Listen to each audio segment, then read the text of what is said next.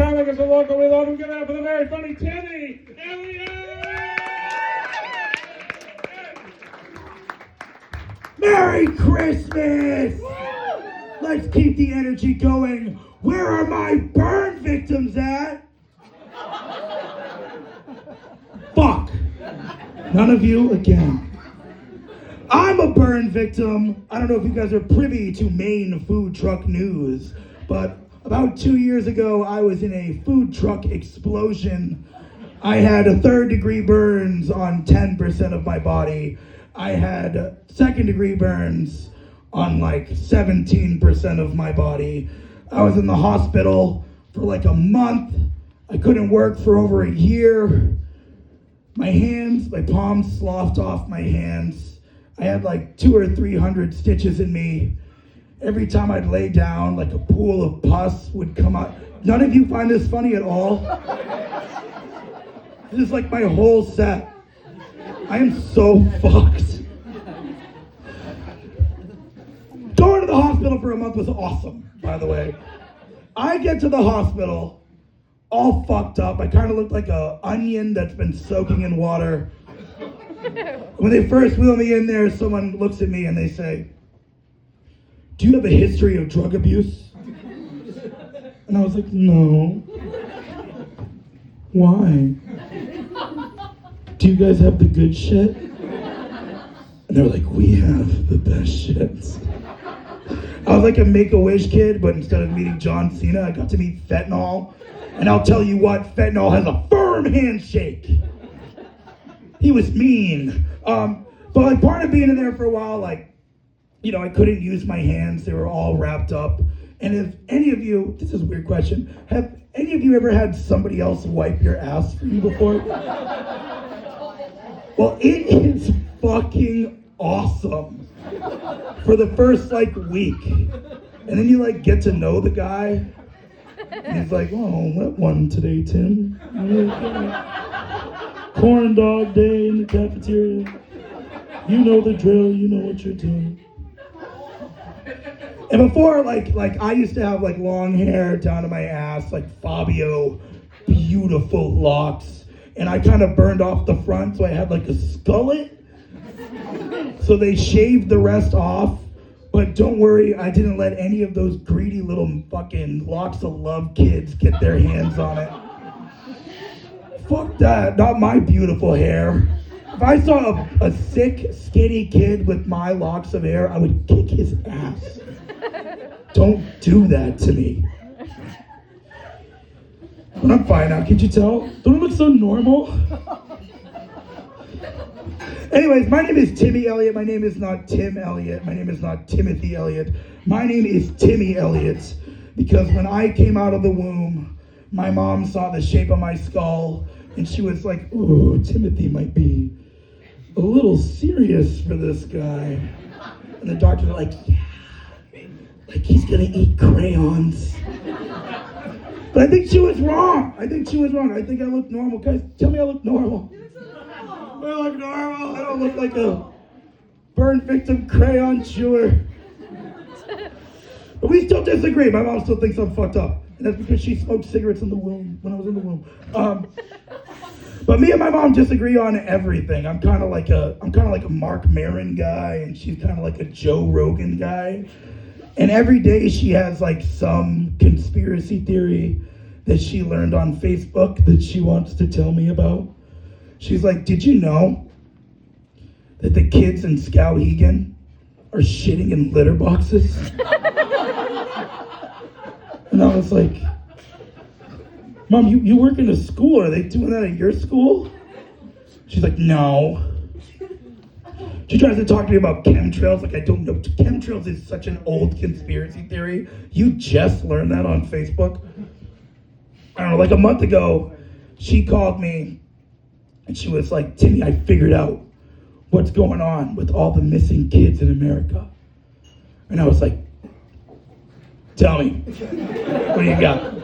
She's like, "What they're doing is they're taking their bones and skin and they're using that to make the new AI people who walk around among us." I was like, "Where did you hear that?" She was like, that? I figured that out on my own. Like my mom was just walking around the Hannaford and Gardner. And she was like, Eureka. I know, it's weird. Me and my mom were both like smack dab in the middle of our Q phases. But my mom's Q phase ends with anon, and mine starts with LGBT. That's right, I'm queer, can't you tell? Tell me I'm queer. Can't you tell by looking at me? He's got the flannel, the hunter's hat. You know, I'm not a queer guy. I actually dress like this because I'm like a coward. And I think like a group of MAGA chuds is gonna show up and I'll be like, yeah, buddy, they went that way. Don't you worry, we'll get them together, buddy, don't you worry. But it's weird being a queer comedian and being this guy who shows up. Like, I kind of bring like a Bud Light draft energy to the show. And I get booked on queer shows all the time, and when I walk in, they're like, and I'm like, yeah. It's kind of weird, like, when you're booking a queer show, you're kind of looking for like this energy, and I kind of like show up with like this energy. It's a little stressful for the masses. But I'll tell you, the gays have it made. We are eating good. We have anybody here who uses Grindr? No? We have anybody here on the other dating apps? No? You guys are so happy. Good. Merry Christmas. You guys all have family together. It's so cute. But the dating apps are so annoying. Like I've tried all of them. Like, everybody on Hinge looks like Charlie Kirk's wife. I'm not fucking stepping into that ring. No siree, Bob. Everybody on Tinder is kind of like the same bitch. Like, my favorite band is Coldplay. I like going on adventures. I'm a Sagittarius. My dog is my co-pilot. Blah, blah, blah. But the gays, we have Grindr.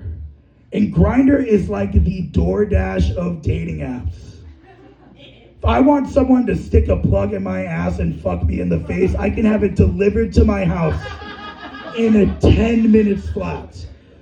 Just like that. So guys, download the app. They pay me $1 every time I bring them up on stage.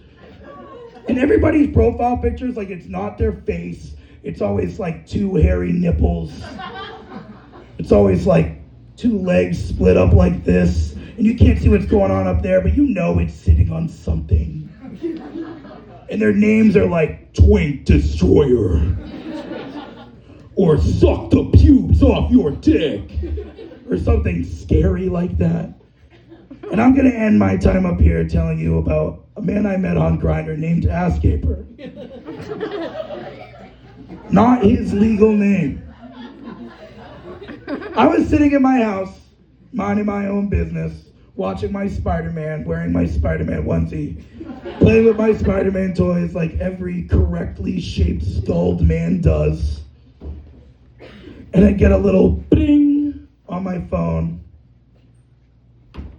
from Asscaper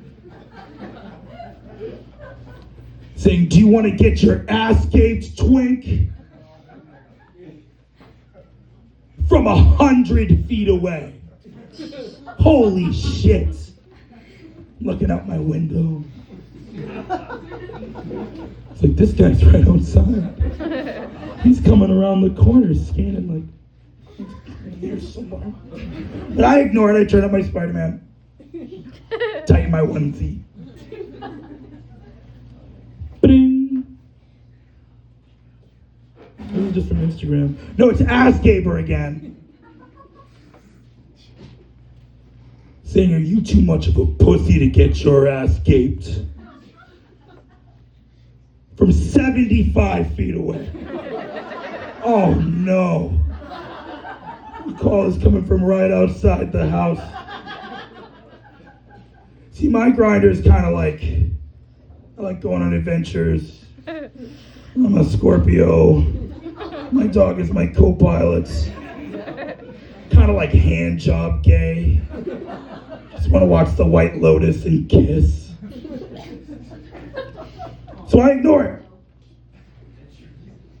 Bing! It's Ass Caper again. He's 40 feet away. At this point, the call is coming from inside the house.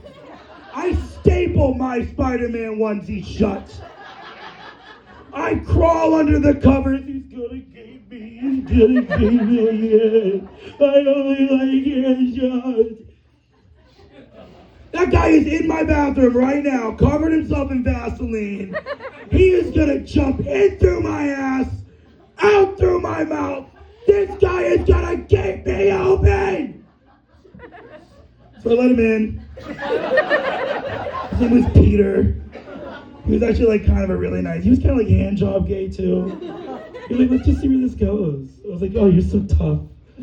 He showed me pictures of his kids, not in like a creepy way, but in like one of those, maybe you'll want to meet them sometime. Kind of. I don't know, moral of the story is if someone's being creepy to you on the internet, let them in. You might get a couple smooches out of it. Anyways, my name is Timmy Elliott, not Tim, not Timothy. Have a good night, ladies.